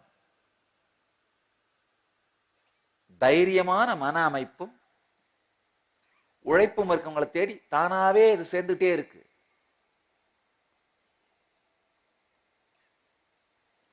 உங்களுக்கு உள்ள ஸ்திரத்தன்மையோ தகுதியோ இல்லைன்னா வெளியில இருந்து வந்தாலும் செல்வம் காணாம போயிடும். நானும் உலகம் முழுக்க எத்தனையோ லட்சக்கணக்கான லாட்டரிகளை பத்தி கேள்விப்பட்டிருக்கேன், பார்த்திருக்கேங்க. பல உலகம் முழுக்க எத்தனையோ ஆயிரக்கணக்கான லாட்டரிகள் வாரந்தோறும் கோடிக்கணக்கான பரிசுகள் கொடுத்துட்டு இருக்காங்க. ஆனா இதுவரைக்கும் நான் ஒரே ஒருத்தரை கூட லாட்டரியால கோடீஸ்வரன் ஆனால பார்த்ததே இல்லை. நானும் உலகத்துல எத்தனையோ நாடுகளுக்கு சுத்திட்டேன். 151 நாடுகளிலே நம்முடைய மையங்கள் இருக்கின்றன. 40 நாடுகளிலே ஆலயங்கள் செய்து வைத்திருக்கின்றோம். உலகம் முழுக்க எல்லா கலாச்சாரத்தையும் பார்த்திருக்கேன். ஆனா லாட்டரியால கோடீஸ்வரனான ஒரு ஆளை பார்த்ததே இல்லை. நான் காரணம் என்னன்னா, உள்ளுக்குள் பக்குவம் வராது, ஆளும் தன்மை வராது, சேருகின்ற செல்வம் செல்லும், அது இருப்பதில்லை. ஆளும் தன்மையோடு உருவாக்கியது மட்டும்தான் செழிப்பாக மாறும். மனச்செழிப்பு இருக்கும் பொழுதுதான் புறச்செல்வம் நம்மை வளமாக்கும். அதனால செல்வ செழிப்புன்னு சொல்றோம். செல்வம் மட்டும் போதாது, அதை ஆளுகின்ற செழிப்பும் இருந்தாக வேண்டும்.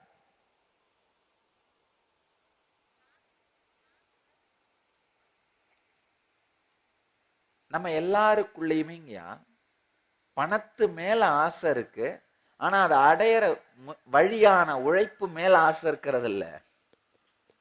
சில பேர் என்கிட்ட கேட்கறது உண்டு, சாமி நானும் எனக்கு பணம் வேணும் பணம் வேணும் தான் என் மனசுல பல தரம் நினைக்கிறேன், வரமாட்டேங்குது.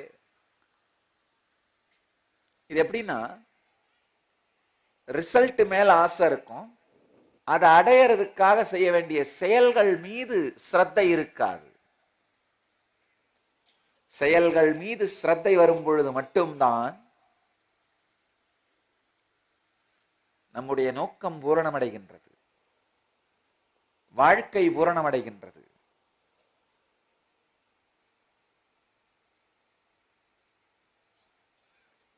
நம்முடைய மனப்பாங்கு இப்ப ரீசெண்டா ஒரு சில மாதங்களுக்கு முன்னாடி சாமி செல்வம்னு ஒரு தியான நிகழ்ச்சியே கிரியேட் பண்ணியிருக்கேன். அதுக்கு பல சைட்ல இருந்து எதிர்ப்பு. நான் சொன்ன இந்த சனி டிவி 1.5 நான் கீறி கீறி எழுதுற பத்திரிக்கை,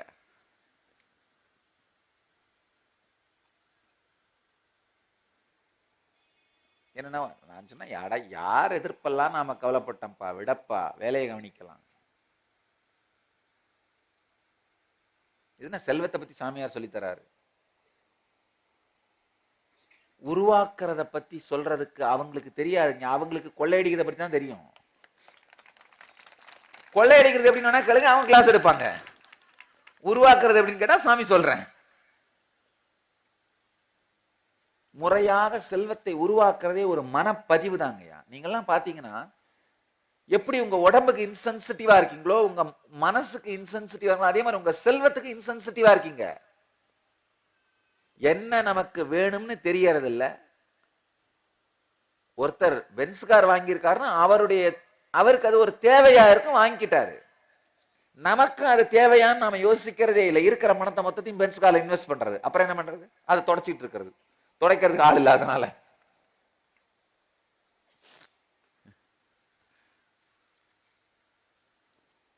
இன்சென்சிட்டிவா நமக்கு எது செல்வமோ அதை சேர்க்காமல் இருப்பது, நமக்கு எது செழிப்போ அந்த துறையில் இயங்காமல் இருப்பது, நமக்கு எது செல்வமோ அதை சேர்ப்பது, நமக்கு எது செழிப்போ அதை உருவாக்குவது,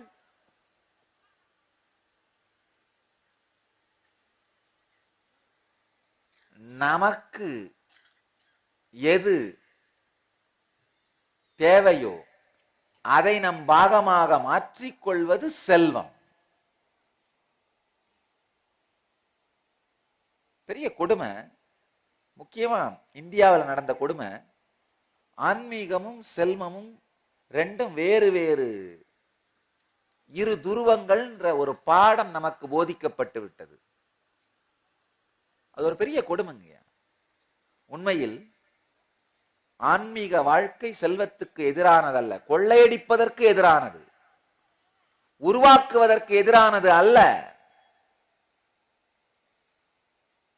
ஸ்ரத்தையும் உழைப்பும் முறைமையோடும் நாம் உருவாக்க வேண்டும், அதை வாழ வேண்டும்.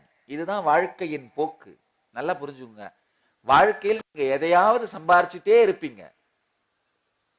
உங்க மன அமைப்பு சரியா இருந்தா செல்வத்தை சம்பாதிப்பீங்க, இல்லைன்னா வறுமையை சம்பாரிச்சுட்டே இருப்பீங்க. ஆனா சம்பாரிச்சுட்டே தான் இருப்பீங்க. சம்பாதிப்பது உங்கள் வாழ்க்கையின் போக்கு. மன அமைப்பை முறைப்படுத்தி கொண்டீர்களானால் செல்வத்தை சம்பாதிப்பீர்கள். முறையில்லாது தெரியுமானால் வறுமையை சம்பாதிப்பீர்கள். அவ்வளவுதான்.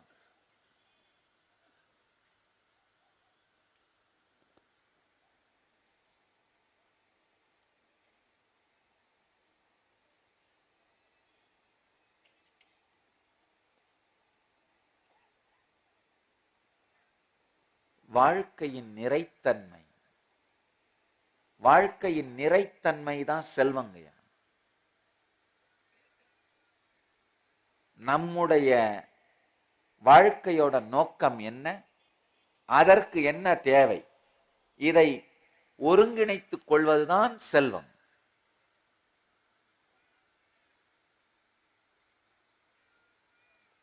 வாழாது வாழ இயலாது சேர்த்து வைக்கும் செல்வம் துக்கத்தைத்தான் கொண்டு வந்து தரும்.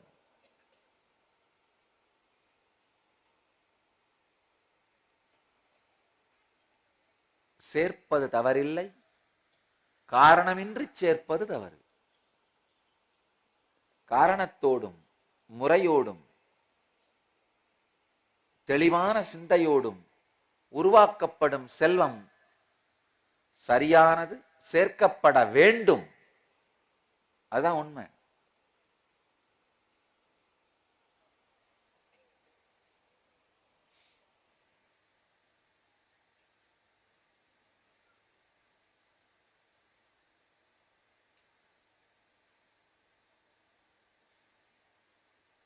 ஆன்மீகன்ற பேர்ல நாம நிறைய வைல்டு இமேஜினேஷன்ஸ் உருவாக்கி வச்சிட்டோம்.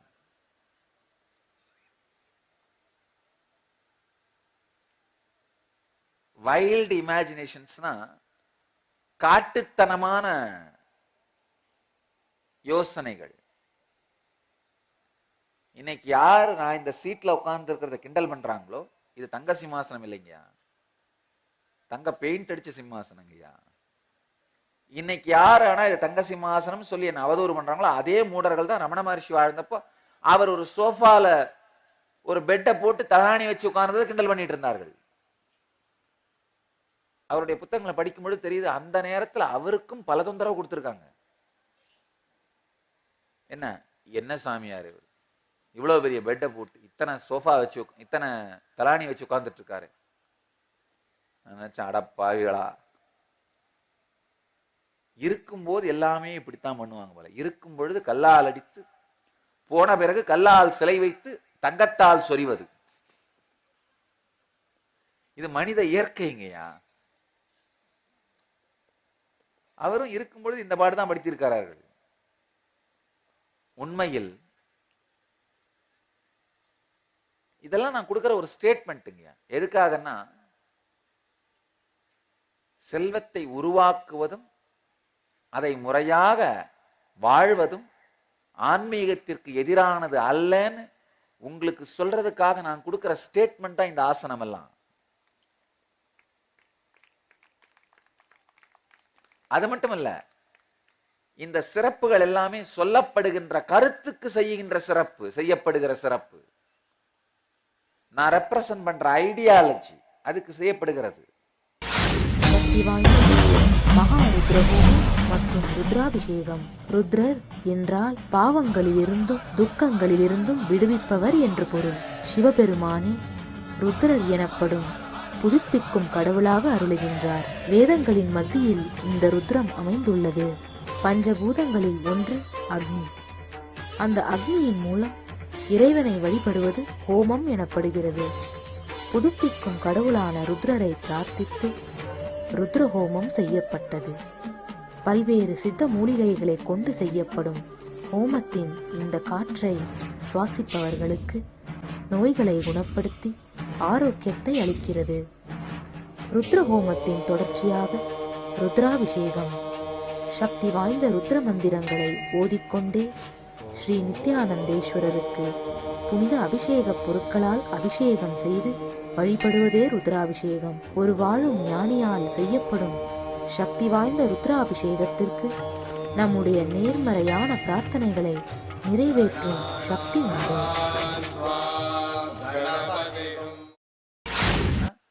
உங்களை சுத்தி இருக்கவங்களை பார்த்தா அதே தான் நினைப்பீங்க.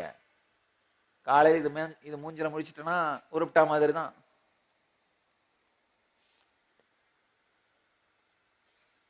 ஒருத்தர் என்கிட்ட சொன்னாரு, சாமி காலையிலேயே நான் வெளியில வரும்போது பூனை குறுக்குல போச்சு, அதை அடிச்சு கொண்டுட்டேன் சாமி, சகுனம் சரியில்லை. நான் சொன்னேன், உனக்கு சகுனம் இல்லப்பா, பூனைக்கு சகுனம் சரியில்லை. நீ பூனை கண்ணில் பட்டதில்ல, பூனை உங்க கண்ணில் பட்டுச்சு. அதனால உண்மையில பூனைக்கு தான் சகுனம் சரியில்லை. நாம பூனை பார்த்ததுனால சகுனம் சரியில்லைன்னு நினைக்கிறோம். ஆனா அந்த பூனையும் நினைக்கலாம்ல, இவனை போய் பார்த்து தொலைச்சிட்டனே காலையில.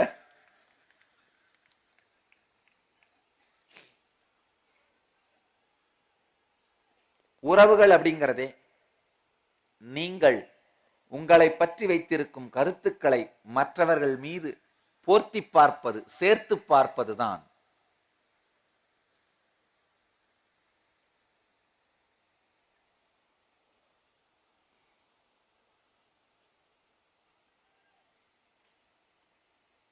தெளிவான இனிமையான உறவுகளை உருவாக்கிக் கொள்வது உங்கள் வாழ்க்கையின் அடிப்படையான தேவை.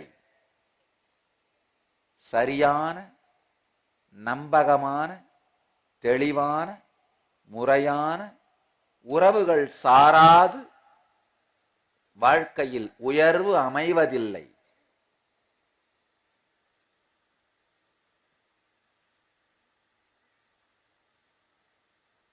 இதையெல்லாம் தாண்டி ஆன்ம ஞான விழிப்புணர்வு. இப்ப 5 விஷயங்களை சொன்னேன் இந்த சத்சங்கத்துல மொத்தமா. உடல் நலம், மனநலம், செல்வம், உறவுகள், ஆன்ம ஞானம். வாழ்க்கை எதிர்பாராமல் உங்களை தாக்கும் பொழுது நிலைகுலையாது நிமிர்ந்து நிற்கின்ற பாங்கு, அதுதான் ஜீவன் முக்தின்னு சொல்றேன், ஆன்ம வளம்னு சொல்றேன். எதிர்பாராமல் வாழ்க்கை உங்களை தாக்கும் பொழுது எழுந்து நிற்கும் தைரியம், பலம். நீங்க எந்திரிச்சு நீங்க தாக்குறவங்க காணாம போயிருவார்கள். அனுபவத்திலிருந்து சொல்லுகின்றேன்.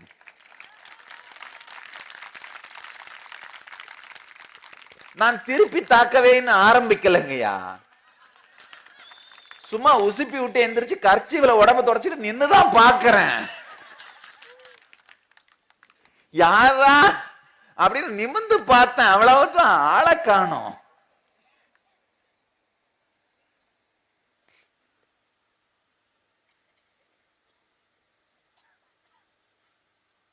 இந்த 1.5 டிவில ஒரு நியூஸ் போட்டுட்டு இருந்தாங்க. அந்த அம்மா பாவம் கிரண் பேடி யாதோ பிளைட் சார்ஜ்ல கொஞ்சம் பணம் ஜாஸ்தியா வாங்கிட்டாங்களாம்.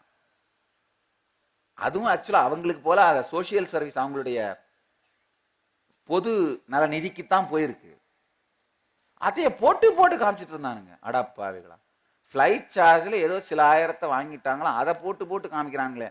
பல பேர் கொள்ளையடிச்ச பணத்துல பிளைட்டாவே வாங்கி விட்டுட்டு இருக்கானுங்களே, இதை யாரா சொல்றது?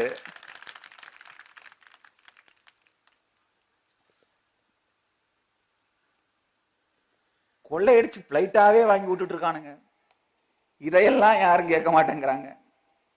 அந்த அம்மா பாவம், அதாவது எதை எப்படி பூதாகரமாக்குறதுன்னு பாருங்க. கொள்ளையடிச்சு கொள்ளையடிச்சு பிளைட்டாவே வாங்கி விட்டு ஊரை கொள்ளையடிச்சு, நாட்டை கொள்ளையடிச்சு, யாரோ இன்வைட் பண்ணாங்களாம் ப்ரோக்ராமுக்கு. அந்த அம்மா வர்றதுக்கு பிசினஸ் கிளாஸ்ல டிக்கெட் புக் பண்ணாங்களாம். இந்த அம்மா பிசினஸ்ல போகாம எக்கானமில போய் அந்த பணத்தை சேவ் பண்ணி அதை ஒரு சமூக சேவை கொடுத்துருக்கு. அவ்வளவுதான். எப்படி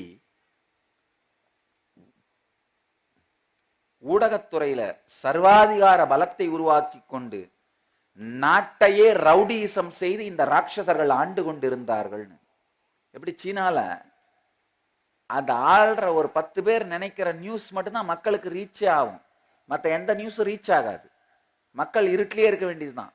அதே மாதிரிதான் இங்கேயும் ஒரு 4 ரவுடிகள் முடிவு பண்ற நியூஸ் தான் எல்லா டிவியில, சினிமால எல்லாத்துலயும் போய் மக்களை ரீச் ஆகும். மற்ற எந்த நியூஸும் ரீச் ஆகிறது இல்ல. நாமளும் உண்மையில அந்த மாதிரி தான் இருக்குங்கய்யா. எப்படி அரசுல ஜனநாயகம் இருக்கோ, எப்படி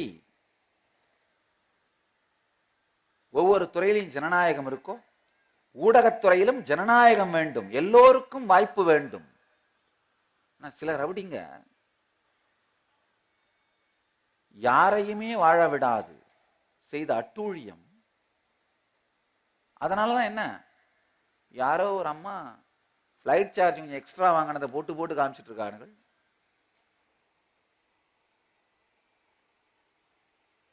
இவெல்லாம் ஃபிளைட்டாவே வாங்கி விட்டுருக்காங்களே, அதெல்லாம் யாரு கேட்கறது? கொடுமை.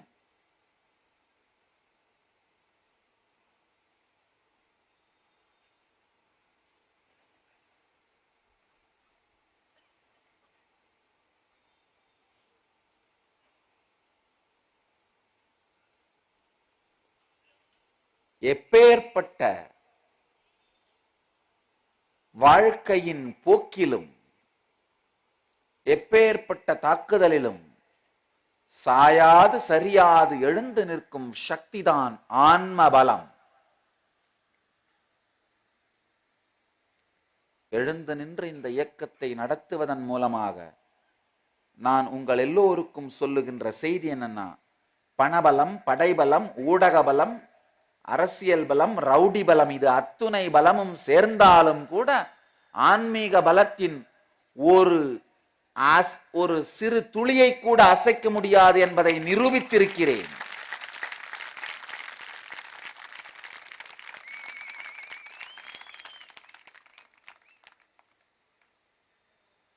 ஒரு மனிதனுடைய வாழ்க்கையின் அடிப்படை தேவை, வாழ்க்கை நம்மை தாக்கும் பொழுது எழுந்து நின்று கொள்ளுதல்.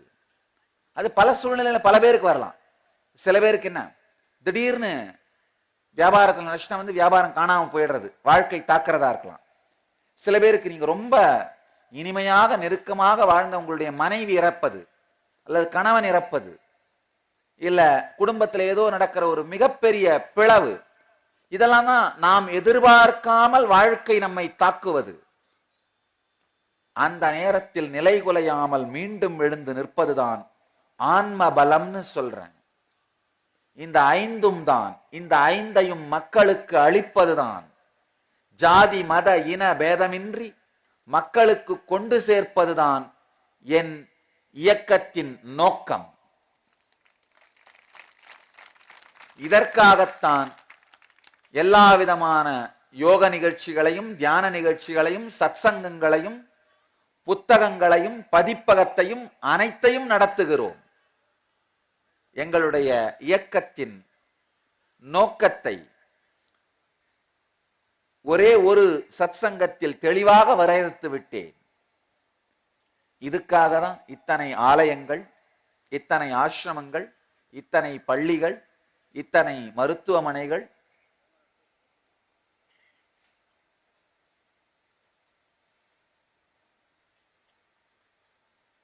இத்துணை பக்தர்கள், இத்தனை தன்னார்வ தொண்டர்கள், இத்துணை சீடர்கள். இது எல்லாமே இந்த 5 விஷயத்தை மக்களுக்கு அளிப்பதற்காகத்தான், ஜாதி மத இனபேதமின்றி மக்களுக்கு இதை கொண்டு சென்று சேர்ப்பதற்காகத்தான். மீதி எல்லாமே சைடு எஃபெக்ட். ஸ்கூல், காலேஜ் எல்லாமே, ஆசிரமம், அன்னசத்திரம் எல்லாமே என்ன, சைடு எஃபெக்ட், பின் விளைவு, பக்க விளைவு. நோக்கம் இதுதான். நோக்கம் சரியானதாக இருப்பதனால்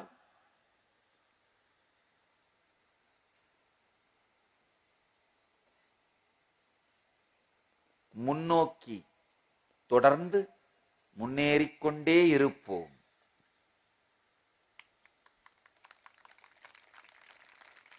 பின்னோக்கி நம்மை செலுத்த நினைத்தவர்களை பின்லாந்துக்கு செலுத்திவிட்டு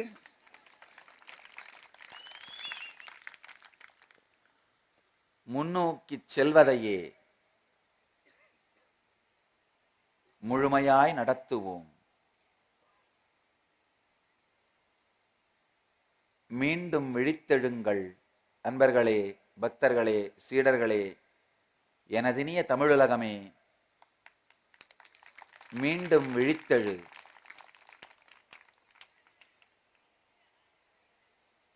நம்முடைய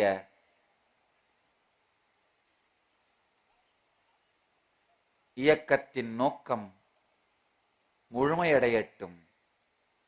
மக்களுக்கு உடல் நலத்தையும் மனநலத்தையும் செல்வத்தை முறையாக உருவாக்கவும் வாழவும் இனிமையான முழுமையான உறவுகளை அமைத்துக் கொள்ளவும் வாழ்க்கையில் ஆன்ம பலத்தோடு ஜீவன் முக்தியோடு வாழும் சக்தியை அளிப்பதற்கும் புறப்படுவோம்.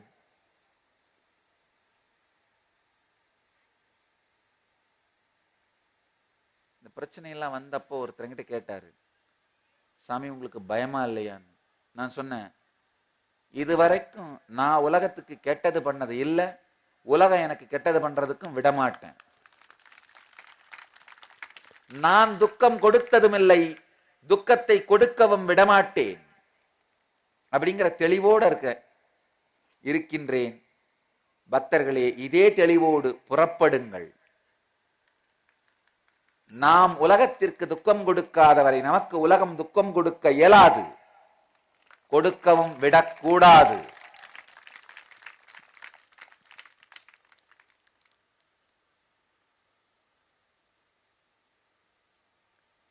வாழட்டும் இந்த ஜீவன் முக்த விஞ்ஞானம், வாழட்டும் இந்த அவதார இயக்கத்தின் நோக்கம், வாழட்டும் அதன் பாகமாக இருக்கும் நீங்கள் எல்லோரும். இந்த 5ஐயும் உங்கள் வாழ்க்கையில் மலரச் செய்வதற்காகத்தான் 5 தியான முகாம்களையும் வடிவமைத்திருக்கின்றேன். உடல் நலத்திற்காக ஆனந்த ஸ்புரணம், மனநலத்திற்காக நித்யானந்த ஸ்புரணம், செல்வத்தை உருவாக்க செல்வம் என்கின்ற தனி நிகழ்ச்சி, இனிமையான உறவுகளை உங்கள் வாழ்க்கையின் உறவுகளை இனிமையாக மாற்றிக்கொள்ள உறவுகள் என்று தனியாக ஒரு நிகழ்ச்சியை உருவாக்கி இருக்கின்றேன், தியான முகாமையே. இதையெல்லாம் தாண்டி ஜீவன் முக்தியை வாழ்வதற்காகத்தான் தியான சிகிச்சையாளர்கள் தீட்சை, ஜீவன் முக்த தீட்சை. இந்த 5 நிகழ்வையுமே 5 தியான முகாம்களையுமே இந்த 5 குணங்களையும் உங்கள் வாழ்க்கையில் கொண்டு வருவதற்காகத்தான் உருவாக்கி இருக்கின்றேன். இவைகளை உங்கள் வாழ்க்கையின் பாகமாக மாற்றிக்கொண்டு வாழ்க்கை நித்யானந்தமயமாக உங்களுக்குள் மாற வேண்டும் என்று ஆசி உரைக்கின்றேன். உங்கள் எல்லோரையும் நித்யானந்தத்தில் நிறைந்து, நித்யானந்தத்தில் மலர்ந்து, நித்யானந்தத்தில் கரைந்து, நித்யானந்தமாகிட ஆசீர்வதிக்கின்றேன். நன்றி. ஆனந்தமாக இருங்கள். நித்யானந்த தியானபீடம், நித்யானந்தபுரி ஆஃப் மைசூர் ரோடு, விடுதி, பெங்களூர். 9742203311 08027202084.